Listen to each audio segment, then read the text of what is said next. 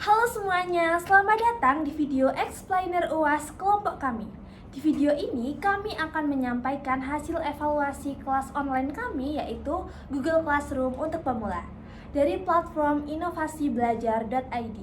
Evaluasi ini kami lakukan berdasarkan struktur, materi, aktivitas, interaksi, assessment, dan pengalaman pengguna atau user experience. Kami berempat masing-masing akan menjelaskan satu aspek pembahasan secara mendalam dan analisisnya agar analisisnya lebih fokus dan mendalam. Baik, langsung saja kita akan masuk ke bagian pertama, yaitu struktur kelas yang akan saya sampaikan. Pada bagian struktur kelas, sebenarnya kelas ini sudah memiliki pola yang konsisten terhadap pertemuan, yaitu pembukaan, penyampaian materi, aktivitas, forum diskusi, dan kuis. Konsistensi seperti ini membantu peserta memahami alur belajar dan membuat kelas secara terasa terintegrasi. Namun, jika kami telaah secara lebih mendalam memakai konsep scaffolding, struktur ini belum membangun pembelajaran yang bertahap. Setiap pertemuan terlihat bergerak sendiri-sendiri tanpa benar-benar menghubungkan materi sebelumnya sebagai fondasi untuk materi berikutnya. Akibatnya, peserta memang bisa mengikuti langkah-langkah secara teknis, namun perkembangan dan pemahamannya tidak bertahap. Dalam pembelajaran online yang baik, hubungan antar pertemuan penting untuk memastikan peserta bukan hanya selesai menonton, melainkan mengalami progres dalam pembelajaran tersebut. Jadi, secara umum strukturnya rapi, namun belum menyusun alur pembelajaran yang menuntun peserta dengan baik atau membuat peserta naik level secara bertahap. Yang kedua adalah materi pembelajaran. Disampaikan oleh saya sendiri, yaitu Satria.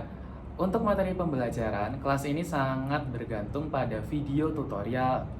Bagi pemula, ini memang membantu karena penyampaian visual dan mudah diikuti. Penyampaian visualnya mudah diikuti.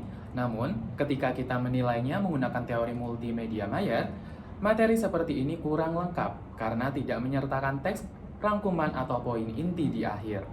Tanpa ringkasan, peserta beresiko hanya menonton tanpa benar-benar mengingat konsep penting. Selain itu, materi yang disampaikan cenderung fokus pada prosedur teknis seperti klik di mana, buka menu apa, tanpa menjelaskan konsep dasar,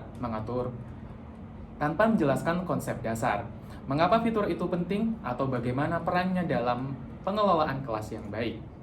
Materi prosedural memang bagus untuk tahap awal, tetapi tanpa penguatan konsep, pemahaman peserta menjadi dangkal.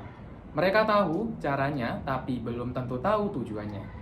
Materi akan jauh lebih kuat apabila ada gabungan antara tutorial dan penjelasan konsep inti. Lalu yang selanjutnya ada aktivitas pembelajaran yang akan saya sampaikan. Jadi, dalam aspek aktivitas pembelajaran, kelas ini sudah berada di jalur yang tepat karena memberikan kesempatan peserta untuk langsung mencoba Google Classroom. Prinsip learning by doing sudah terlihat jelas, di mana peserta diminta mempraktikkan langkah-langkah yang ditampilkan dalam video. Namun, kegiatan ini masih sangat prosedural. Peserta hanya mengikuti instruksi yang sudah tersedia tanpa dihadapkan pada situasi nyata seperti mengatur struktur kelas, memberi instruksi yang jelas kepada siswa, atau menghadapi masalah seperti siswa yang tidak bisa membuka tugas. Sementara dalam konteks guru, situasi-situasi itulah yang sebenarnya paling sering terjadi. Aktivitas yang berbasis kasus nyata akan membuat peserta tidak hanya mampu melakukan langkah teknis, tapi juga mampu mengambil keputusan yang tepat sesuai konteks. Jadi, aktivitas yang ada sudah baik, tetapi masih perlu ditingkatkan untuk membuat pengalaman belajar lebih kaya dan relevan. Baik, berikut asesmen user experience disampaikan oleh Mayang. Saya membahas dua bagian asesmen dan pengalaman pengguna user experience. Pertama, dari asesmen kuis memang sudah disediakan pada setiap pertemuan, namun sebagian besar hanya menilai hafalan prosedur seperti mengingat menu atau langkah-langkah. Kuis seperti ini tidak cukup untuk mengetahui sejauh mana peserta memahami konsep atau mampu menyelesaikan masalah nyata. Idealnya kuis ini juga berisi soal berbaris situasi seperti bagaimana menangani tugas yang tidak muncul di akun siswa atau kapan menggunakan jenis tugas tertentu. Untuk bagian user experience from inovasi belajar ID sebenarnya mudah digunakan. Video ini dan file pendukung tampilan jelas dan navigasi tidak rumit, tetapi ada salah satu kekurangan pentingnya. Halaman kelas terlalu panjang yang tidak dan tidak ada penanda progres. Hal seperti ini membuat peserta sulit mengetahui sejauh mana mereka sudah mengikuti kelas. Pada fitur seperti checklist progres bisa meningkatkan motivasi dan rasa kontrol selama belajar secara keseluruhan. Asesmen dan user experience dalam kelas ini masih dapat ditingkatkan agar pengalaman belajar penggunaan lebih lengkap dan efisien. Dan selanjutnya saya akan menjelaskan tentang kelebihan dan kekurangan. Setelah menggabungkan seluruh analisis, berikut rangkuman kelebihan yang sudah kelompok kami rangkum.